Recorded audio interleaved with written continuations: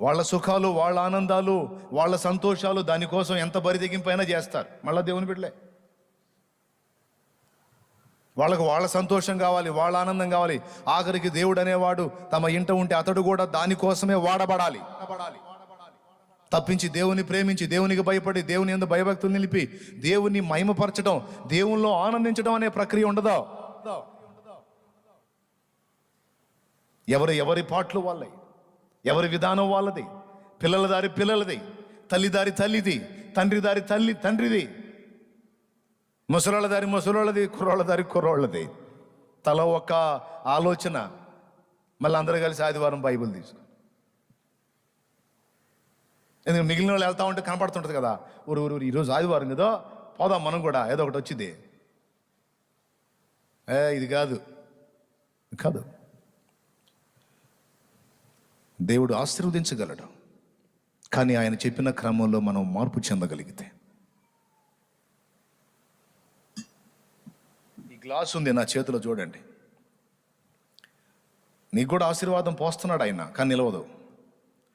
ఈ గ్లాసు చిల్లు పడింది అనుకో, ఇది బంగారు గ్లాస్ అయినా 3 చిల్లులు 4 చిల్లులు ఉన్నాయి అనుకో, దీనికి రంధ్రాలు.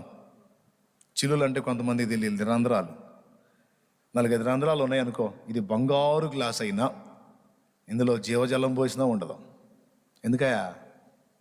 ఏమున్నాయి దానికి కదా, రైట్. ఈరోజు చాలామంది క్రైస్తవులు, దేవుని పిల్లలు రంధ్రాలు కలిగినటువంటి పాత్రల్లాగున్నారు. రంధ్రాలు కలిగిన పాత్రల్లాగున్నారో. ఏ రంధ్రాలో నీకు తెలుసు. ఇంక నేనేం చెప్పేది? నువ్వు దేవుని బిడ్డవే, కానీ ఎలాంటి రంధ్రం నీకు ఉందో నీకు తెలుసు. ఏ టైపు పరిస్థితుల్లోనూ ఉన్నావో నీకు తెలుసు. ఇంక నేనేం చెప్పేది విప్పి? నీ పర్సనల్. మీ ఫ్యామిలీలో 4 ఉంటే ఎవరికి తగ్గాయి వాళ్ళకి. ఎంతమంది కుటుంబాలు కలిసి దేవునికి భయపడి ఆయన స్తుతి ఆరాధనలో, ఆయన పరవశంలో, ఆయన ఆనందంలో, ఆయన మహిమలో ఎంతమంది తన్మయిస్తున్నారండి?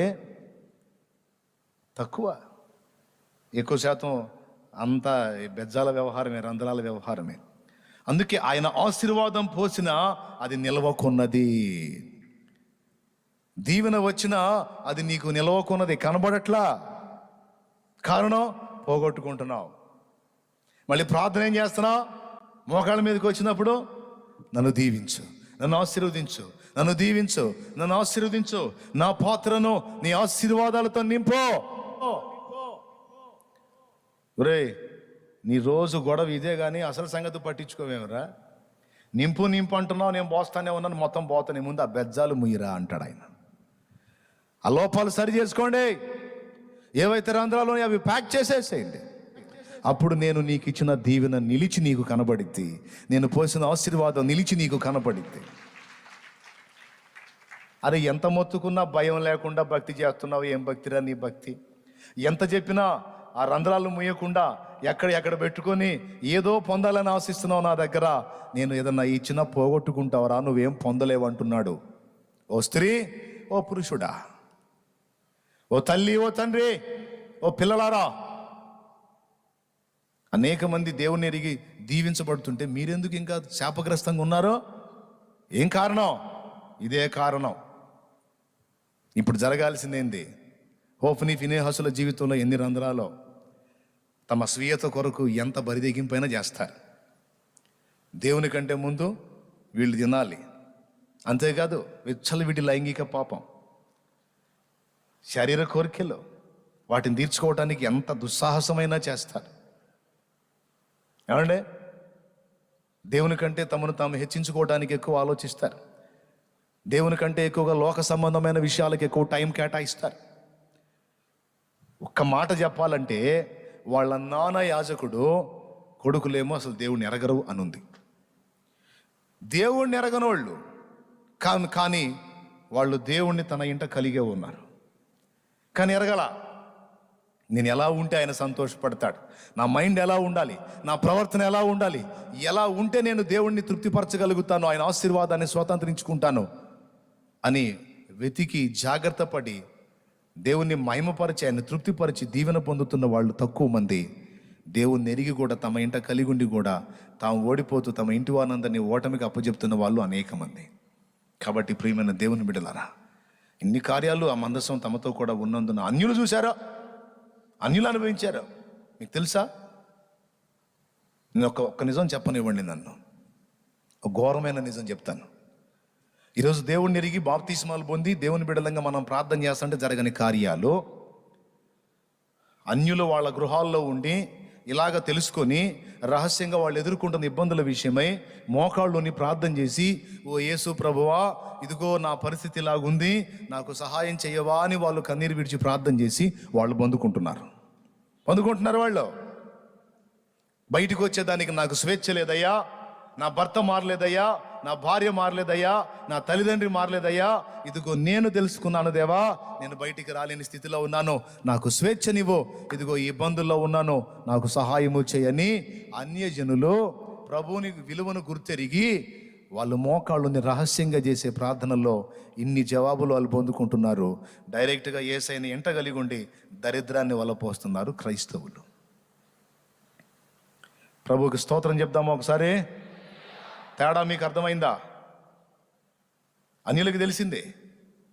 ఇక్కడ మందసం ప్రభావం ఏంటో అన్యులు గుర్తించారు చూసావా? భయపడి వణికి చచ్చారు చూసావా? దేవుణ్ణి మయంపరిచారు చూసావా? మరి నీ విషయంలో ఎందుకనంటే ఇదే ఏంటి, ఎవరికి వాళ్ళు జాగ్రత్త పడాలి, సరి చేసుకోవాలి, అవి ప్యాక్ చేసేసేయాలి. ఏవైతే నీ నుండి జరుగుతున్నాయో నీకు తెలుసు, నీ మనస్సాక్షికి తెలుసు, నీ ఇంటి వారికి తెలుసు. అర్జెంటుగా వాటిని విడిచిపెట్టాలి.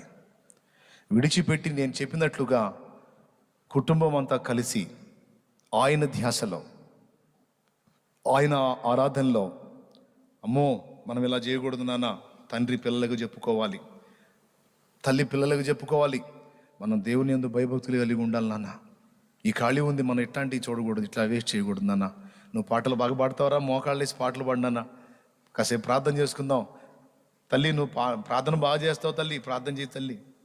బిడ్డల్ని ప్రార్థనకు ప్రోత్సహించుకుంటా, దేవుని స్తుతి ఆరాధనకు ప్రోత్సహించుకుంటా, యేసయ్య కార్యాలు తలపోసుకుంటా, ఇంట ఎప్పుడు స్తుతి ఆరాధన ఉండేటట్టు చూసుకుంటా, దేవుని కొరకు, ఆత్మల కొరకు, రక్షణ కొరకు, ప్రభు మహిమ కొరకు మైండ్ అంతా కూడా అలాగా మనం డిపెండ్ చేసుకున్నప్పుడు ఇక ఆయన మనల్ని బట్టి సంతోషపడితే, నా యందు మీరును మీ యందు నా మాటలు నిలిచిన ఎడల మీకేది ఇష్టమో అడగండి నేను ఇస్తాను అనలేదా?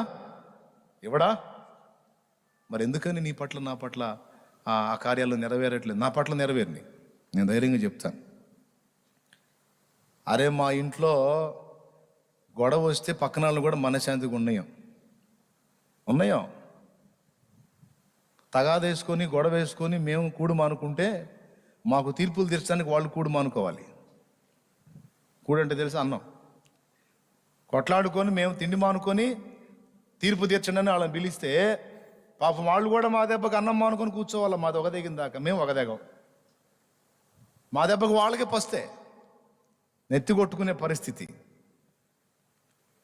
దేవునికి స్తోత్రం. అలాంటి జీవితాలను తీసుకొచ్చి ఈరోజు అనేకులకు ఉపదేశించేటట్టు చేశాడు ఆయన. ఎవరు చెప్పారు మోడుబారిన జీవితాలు చిగురింప చేయడని? ఎవరు చెప్పారు చేదైన అనుభవాలు మధురంగా మార్చడని? అది నీ పట్ల నెరవేరలేదేమో, చాలామంది పట్ల నెరవేరింది. చాలామంది పట్ల నెరవేరింది, నీ పట్ల నెరవేరలేదు అంటే 2 ముఖ్య కారణాలు. ఒకటి, ఒకవేళ పరీక్షలో నిలిపి ఉండొచ్చు, నువ్వు మంచిగా నడిచినా, లేకపోతే రంధ్రాలు ఉన్నాయేమో, దేవుడికి నచ్చని క్రియలు ఏమన్నా నీలో ఉన్నాయేమో చూసుకొని దిద్దుకోవాలి, జాగ్రత్త పడాలి, నీ మనస్సుని దేవుని వైపు మళ్ళించాలి.